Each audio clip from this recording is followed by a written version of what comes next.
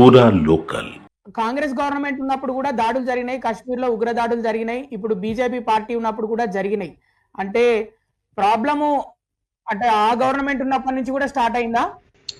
Congress government లో ఉన్నప్పుడు దాడిలైనాయి, BJP government లో దాడిలు, కానీ ఇది మత ప్రబోధ దాడి కాలేదు.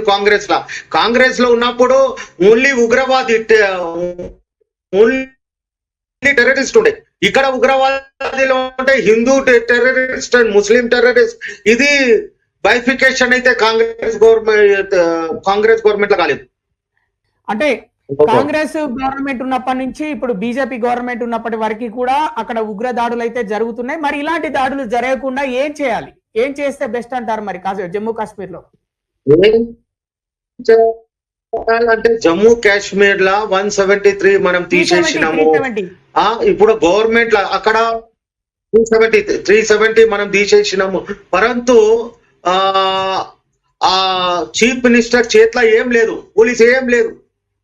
ఇప్పుడు నిన్ననే చీఫ్ మినిస్టర్ నా చేతిలో ఏం లేదని ఏడుస్తుండయినా, నేనేం చేయలేకపోతున్నా అని చెప్తుండు.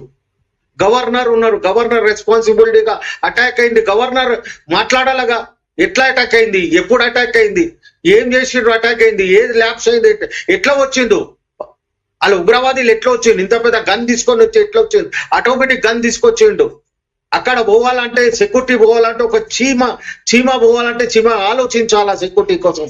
కానీ ఆర్మీ చెప్పలు ఉంటారు, ఎట్లా వస్తుంది అంటే డ్యూ టు మన ల్యాబ్స్ అనే ఉన్నది. నాకు ఆలోచన అయింది due to our labs only, due to army labs లేకుంటే సెంట్రల్ గవర్నమెంట్ ల్యాబ్స్.